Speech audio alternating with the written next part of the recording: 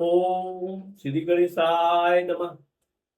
देवियों, मैं राघवराम मिश्रा आप लोगों का अपने इस यूट्यूब चैनल आप और आपका भविष्य कार्यक्रम में एक बार पुनः स्वागत करता हूँ। आज हम बात करने वाले हैं तुला राशि की महिलाओं का 2026 में वैवाहिक जीवन कैसा रहेगा और इनका संतान सुख कैसा रहेगा।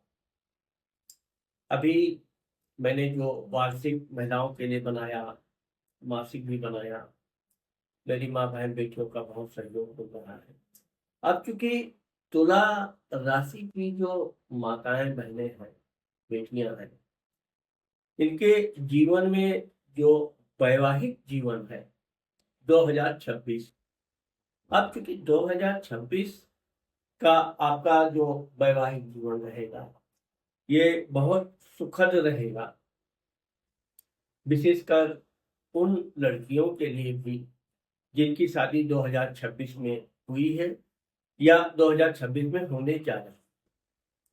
अभी चूंकि मंगल 16 जनवरी को जब आपके उच्च राशि में प्रवेश करेगा, चतुर्थ में, यहाँ से आपका मांगलिक कुंडली जरूर बनेगा, लेकिन आपकी राशि में सबसे अच्छा योग बनेगा वैवाहिक जीवन का।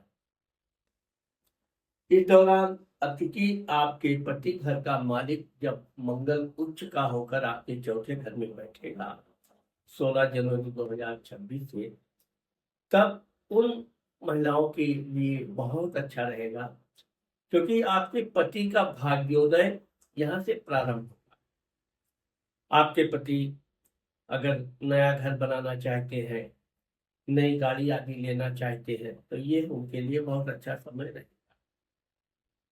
यहाँ पर हम बताना चाहते हैं कि आप अपने काम में तो व्यस्त रहेंगे ही पूरे वर्ष, लेकिन आपको इस दौरान अपने पति के साथ यात्रा करने का बहुत अच्छा योग बन रहा है। आप भी जाएंगे, आपके बच्चे भी जाएंगे, या जिन लड़कियों महिलाओं का बच्चे नहीं है उनके लिए भी ये बहुत शुभ योग मंगल बना रहा है। अब विशेषकर 13 फरवरी को जब सूर्य आपके पंचम संतान घर में आ जाएगा, तब आपका योग बनेगा और आप अपने पति के साथ, अपनी सहेलियों के साथ कोई यात्रा टूर जरूर करेंगी और यह आपके लिए बहुत अच्छा सुखद रहेगा।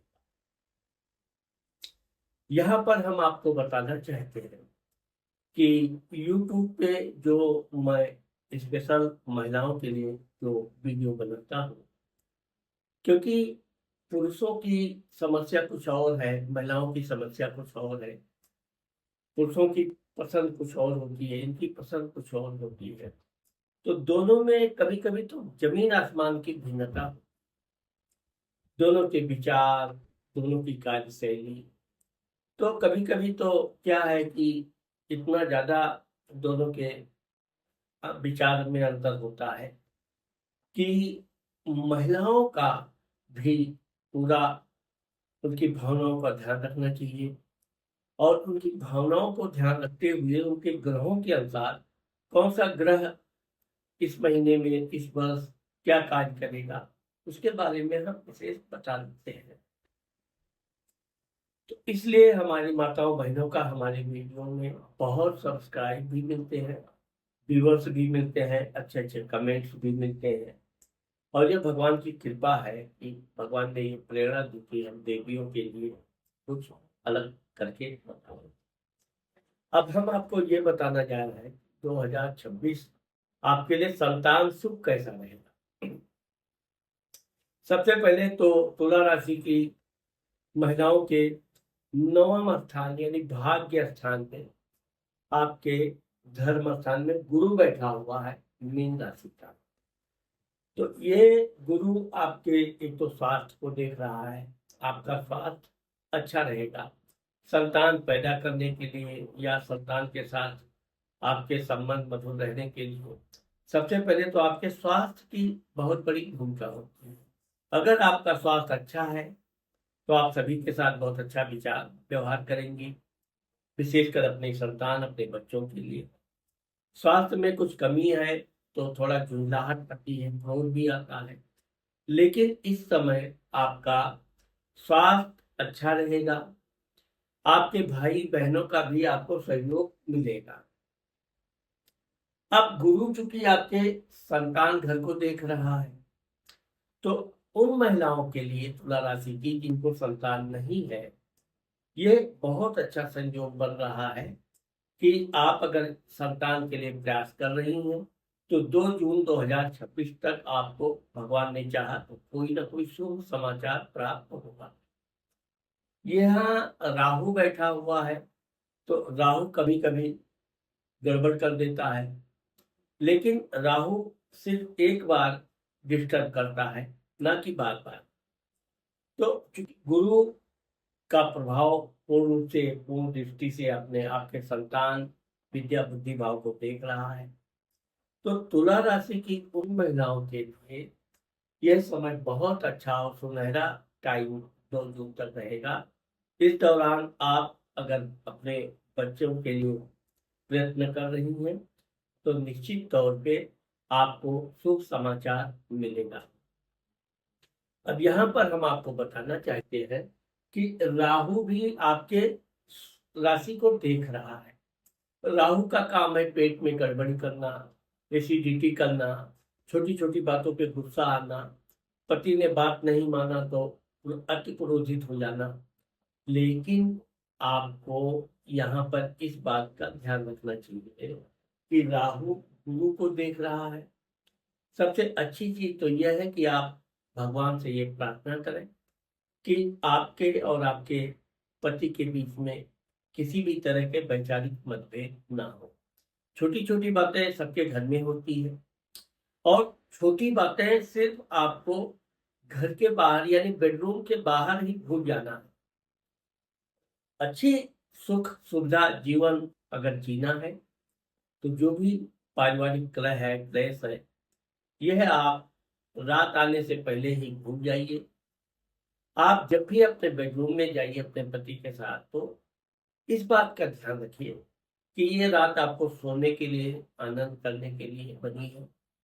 फिर सुबह होगी, फिर वही सबके घर में होती है, तो उसके लिए तनाव तो बिल्कुल लेना ही नहीं चाहिए।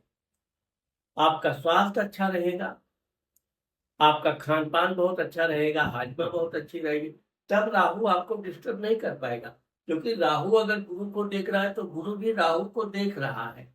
जो विचार आपके ऊपर हावी होगा, अगर आप क्रोध करना चाहेंगे तो राहु आपको अत्यधिक क्रोधित बनाएगा, फिर समस्याएं खड़ा करेगा, परिवार में कलह पैदा करवाएगा, और सबसे ज्यादा तबीयत, हाजमा अच्छा नहीं रहेगा, कभी भूख नहीं लगेगी, कभी थोड़ा सा खा लिया तो पेट में गैस्ट्रिक हो जाएगी। तो ये सब चीजें राहु की वजह से होने वाली है।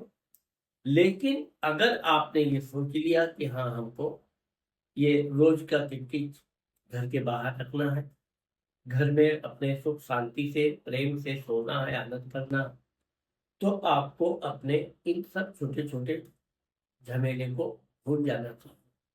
फिर क्या होता है, रात गई बात गई, सुबह उठेंगे एक नया फ्रेश नया सवेरा, फिर आप अपने काम में लग जाएंगी, फिर झंझट का समय मिलेगा ही नहीं। कोई करना भी चाहे तो आपके पास समय नहीं है कि आप उनसे विवाद करें।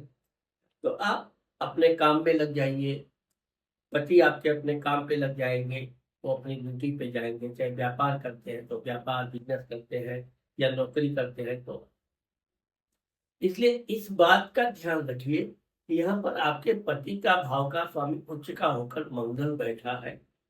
आप किसी भी तरह से अपने पति पर जबरदस्ती कोई दबाव बनाने का प्रयत्न न करें, बल्कि आप जितना प्रेम से अपने पति पर दबाव डालेंगी, उतना आपका काम भी सरल होगा, आपके पति आपको भरपूर प्रेम भी करेंगे और आपका सुखद जीवन व्यतीत होगा। उन महिलाओं के लिए जिन महिलाओं के बच्चे हैं, तो यहाँ पर आप संतान घर में आप राहु बैठा है, ये राहु आपके बुद्धि घर में भी बैठा है, और राहु का काम होता है उपद्रव, गुस्सा, क्रोध, छोटी बात पे अत्यधिक क्रोध आ जाएगा। अचानक आप समझ ही नहीं पाएंगे कि इतना क्रोध आपको आया कैसे। इस बात का आपको ध्यान रखना चाहिए।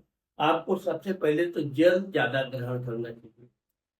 जितना अधिक आप जल पिएंगी उतना आपका स्वास्थ्य अच्छा रहेगा। दूसरा, शनि आपके रोग शत्रु कार्य स्थान में बैठा है, तो किसी की बातों पर आप कहने में बहकावे में कदापि ना आइए। कोई आपके पति की शिकायत कर रहा है या घर में अन्य किसी की शिकायत करके लड़ाने का प्रयत्न कर रहा है, ये शनि आपको कह रहा है कि आप अपने काम में लगे रहिए, आप उधर ध्यान ही मत दीजिए, अपना काम करते रहिए। कोई आपकी बुराई भी कर रहा है तो वो खुद भगवान उसको सजा देंगे। आपको उसके लिए अपने तनाव लेने की जरूरत नहीं है और अपने स्वास्थ्य को बिल्कुल नहीं बिगड़ने देना है। इसलिए अच्छे से खाओ, खूब आराम करो, खूब सो, खूब पति के साथ एंजॉय करो, लेकिन कलह से बचो। अब इसके लिए एक उपाय यह है कि शुक्रवार के दिन आप छोटी छोटी बच्चियों को, कोई जरूरी नहीं कि हर शुक्रवार करें, किसी दिन मूड में आ गया, अच्छे सुनिश्चित मन से आप हैं, तो छोटी छोटी कन्याओं को कुछ मीठा बिस्किट, टॉफी या जो भी आपके घर में बनता है वो भोजन कराइए। तो इसलिए 2026 विशेषकर तुला राशि की महिलाओं के लिए संतान के मामले में बहुत शुभ संयोग बन रहा है और ये 2 जून तक है। 2 जून तक आप अगर प्रसन्न मुद्रा से, और जितनी प्रसन्न मुद्रा से आप संतान के लिए प्रेग्नेंट होंगी, उतने ही सुंदर, उच्च विचार वाला और अलौकिक शक्तियों से संपन्न आपकी संतानें पैदा होंगी, जो भविष्य में आपके लिए बहुत उपयोगी भी होंगी, जीवन पर्यंत आपकी सेवा भाव करेंगी और आपको कभी कष्ट नहीं होने देंगी। तो देवियों, मेरा आप लोगों से एक और रिक्वेस्ट है कि अगर आप लोगों ने मेरे चैनल को अभी तक सब्सक्राइब नहीं किया है तो आप मेरे चैनल को सब्सक्राइब करना मत भूलें। साथ ही आप इस बात का ध्यान रखें कि अगर आपको आपके कुछ विचार हैं तो कमेंट में आप जरूर लिखिए, हम आपके कमेंट बराबर पढ़ते रहते हैं। साथ ही अगर आप अपनी पर्सनल कुंडली का परामर्श कराना चाहती हैं तो ये मेरा मोबाइल नंबर है, आप इस पे संपर्क करके और शुल्क अदा करके अपनी कुंडली दिखा सकती हैं। नमस्कार।